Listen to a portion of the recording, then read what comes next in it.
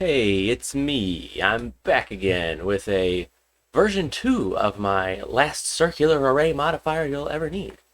Well, not technically a modifier. Well, I mean, maybe technically. Using geometry nodes. But, since geometry nodes has had a new update with Blender 3.0, uses geometry nodes fields or whatever the heck they're called. Anyway, so this is a beta version of 3.0. And I had to recreate it as best I could using the new nodes because they're totally different now. So fortunately, it wasn't all that difficult. I just muddled through it after spending a little bit of time playing with nodes and figuring how things work. So it's basically the same as the last one. I did add a little bit more functionality um, to rotate the entire array in some way.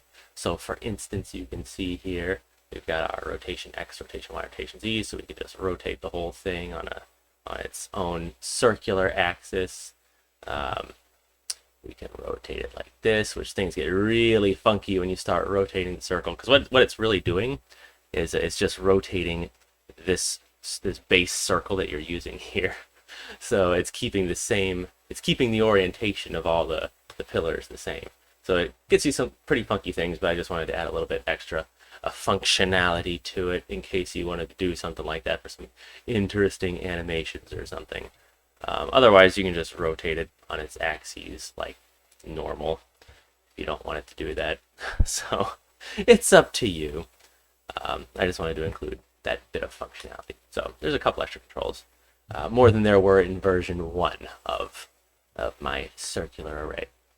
So basically, it functions pretty much the same way. You got your circle base here. Then you get it plugs into a transform. We got a couple controls here to split the rotation and the scale up. And then you've got your instance object over here, which you're able to select in the, over here in the modifier panel right now, I have a collection that it's instancing. So, you can either instance the collection or instance an object. Things get weird if you try to do both at the same time, so I wouldn't recommend it. But hey, you know what? It's art. You can do whatever you want. All right, so then let's see what else we got here. One thing I'd like to mention is pretty much every place where I have the XYZ stuff splitting to vectors, you got to pay attention over here when you're creating this. Make sure you set it to a float. Because by default it's going to want to be a vector, and that's going to be problematic. I'm pretty sure one of these things was doing that to me, and so I had to make sure it was all set to floats so that it wouldn't be weird to me. Anyway, so yeah, just make sure you got that going on. You can set up your default values as whatever you want. I've got a couple set up in some places for like the number of objects, which is the number of vertices of the circle. Yeah, and the object scale should be 1 by default, but, obviously you can change that. It's, whatever. It's up to you. Let's see, what else is there? Okay, so after we do the object info, collection info, whatever, that gets joined to the geometry. That instances on points. Obviously, the points are coming in from the circle geometry. The instances are coming from the geometry that you're wanting to instance. And we got a little bit of, let's see, this scale goes into the object scale. Yeah. It changes the instance scale. And then we got rotation. Now, rotation is kind of the trickiest part to set up for me because I had to fiddle around with, trying to find the proper nodes that worked in this version because it doesn't mess with attributes nearly as much as the previous version of geometry nodes did. So, yeah, basically, we've got line Euler to vector, which is what I use for to control whether or not it's using uniform rotation on all the instances. So right now they're kind of going, they're rotated so that they look like they're going around the circle in a way. But if you change that to 1, uniform rotation set to 1, it just basically turns it on and off, and you get that effect. So it just depends on what you're going for.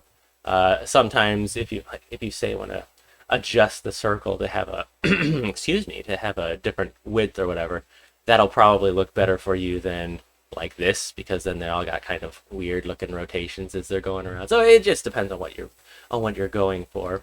If you want it to look more uniform, or if you want it to look less uniform. So there's that for you.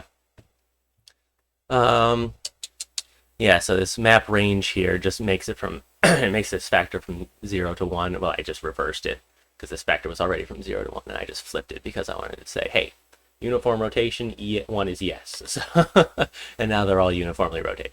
So it's up to you for that one. And then that is based on the position. I think you can also use normal as well. It doesn't really matter, the normal vector.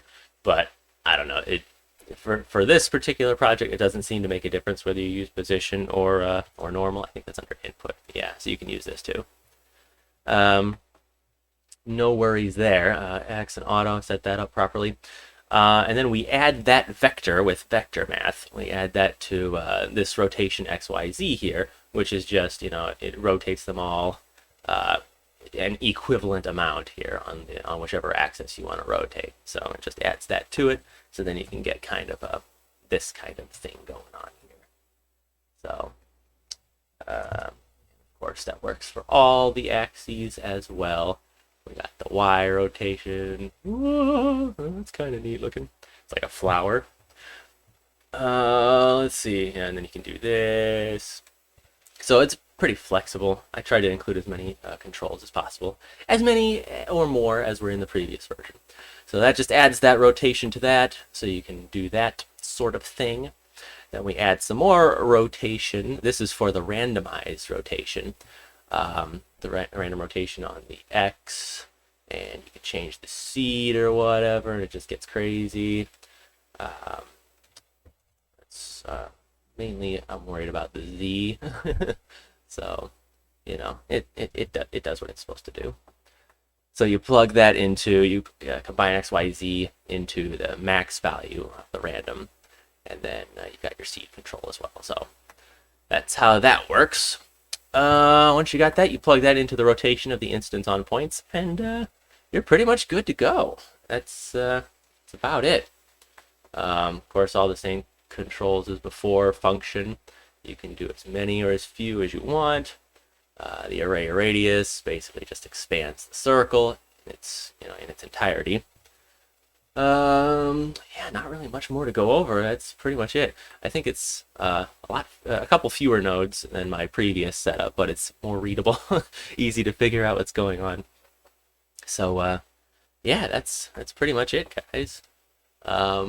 Really digging geometry nodes. Oh, in case you're wondering, I made this column for a project I was working on, a personal project, recreating the Lincoln Memorial.